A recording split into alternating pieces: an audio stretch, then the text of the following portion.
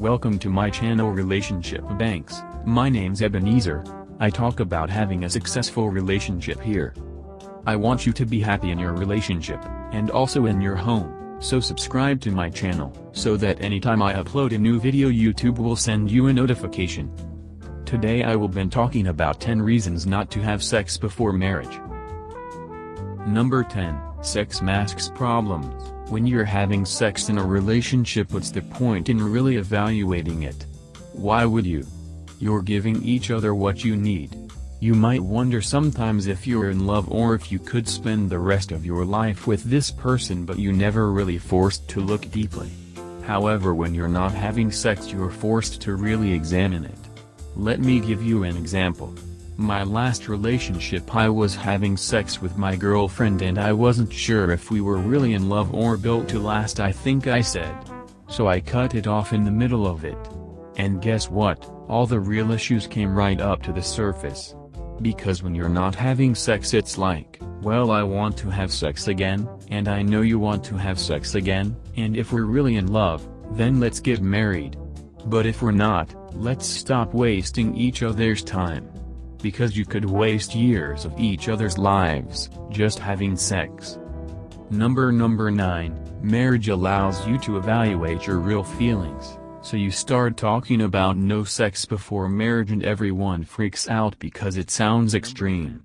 But if I were to say no sex before love, that sounds more reasonable, right?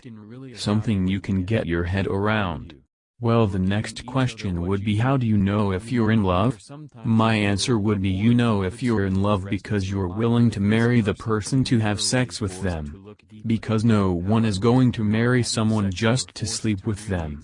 There's a verse in the Bible that reads, the heart is deceitful above all things, and it tells us that our hearts will deceive us into believing something that's not true, so we give our flesh what it wants. Imagine you're dating someone and you say to them, I'm in love with you, let's have sex. And they say back to you, I love you too, but let's get married first. You would be like, whoa, hold up, let me think about this, right? That's a whole different conversation, because we know marriage is hard to get out of. And that's what the purpose of marriage was always for, to allow us to evaluate our real feelings, to see if we were really in love, so we didn't get stuck with someone that we weren't in love with.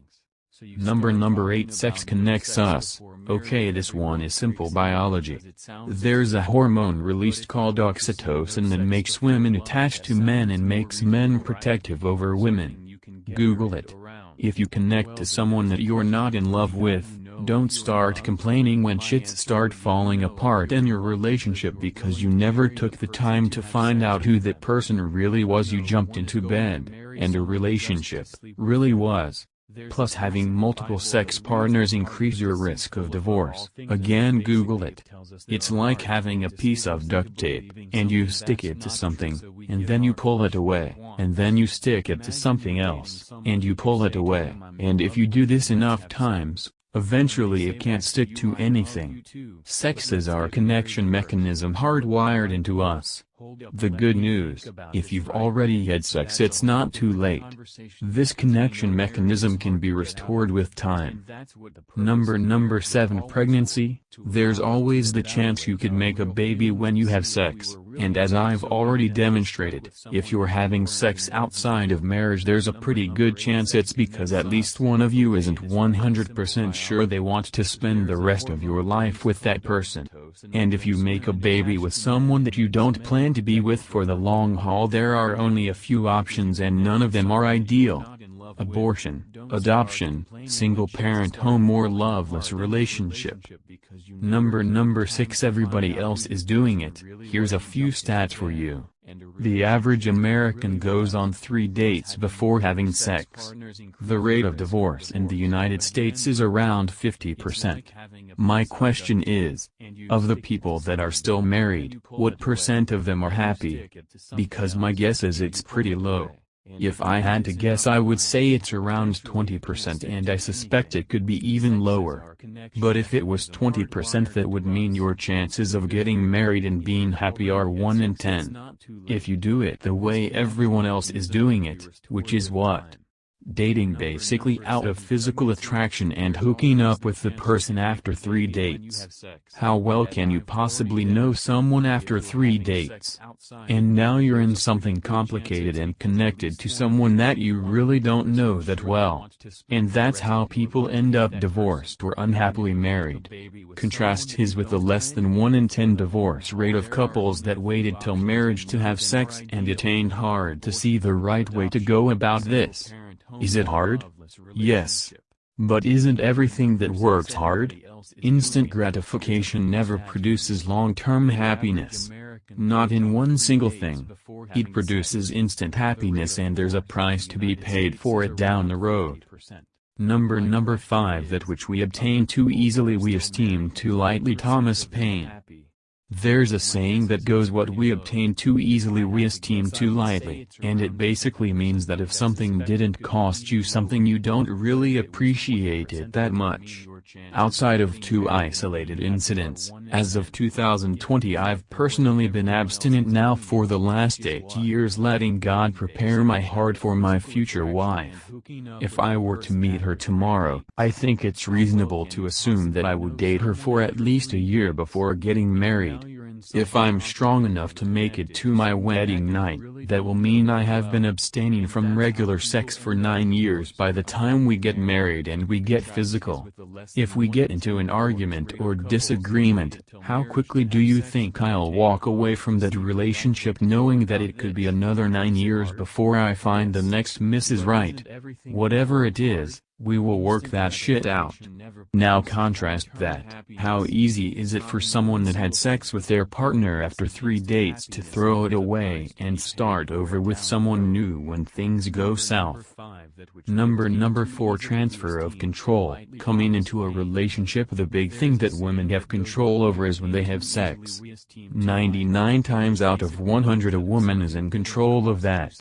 But what often happens is that after sex, a woman will chase the man around for a relationship, the thing that he is in control of.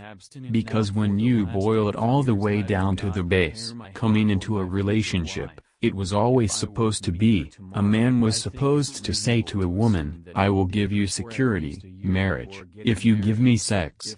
So a woman that gives sex and doesn't get commitment is just giving and not getting. And a man that is getting sex and doesn't give commitment is just getting and not giving. This is why the world looks at a man that has sex with a lot of women as a stud, but a woman that has sex with a lot of men as a hoe.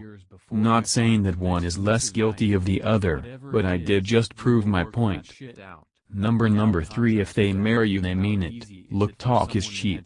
Ladies, listen, guys are good salesmen. They can tell you they love you and they might even mean it when they say it. But if they will wait until your wedding night to have sex with you, they probably mean it. If they won't marry, then tell them get to step in. Think how fast you will be able to go through the numbers of all the jokers until you find your Prince Charming that really does mean it. Trust me, he will be a lot happier you didn't sleep with all those guys along the way too.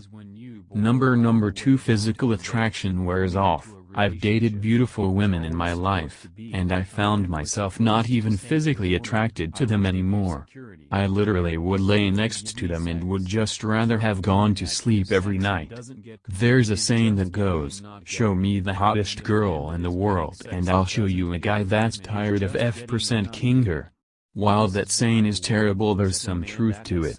Because when you lead with physical attraction and then somehow find yourself in a relationship with that person, it's like the trick the universe plays on you. Now you're not physically attracted to them anymore because you're never connected on a deeper level. Number 1. Better to have long-term friends than short-term sex partners. Me and a couple friends started an organization called City Fam, and one of the taglines we like to use is friends with better benefits. Because what we found was life gets good when you have great relationships with others, especially members of the opposite sex. So why burn a relationship by having sex with someone that could be a great lifelong friend unless you're sure that you want to go to that level with the person for the long term. If you do decide to get physical, someone will catch feelings, and when that physical relationship ends you will lose that person as a friend. Thank you for watching. Remember to subscribe, like, share, so that we can make the world a better place.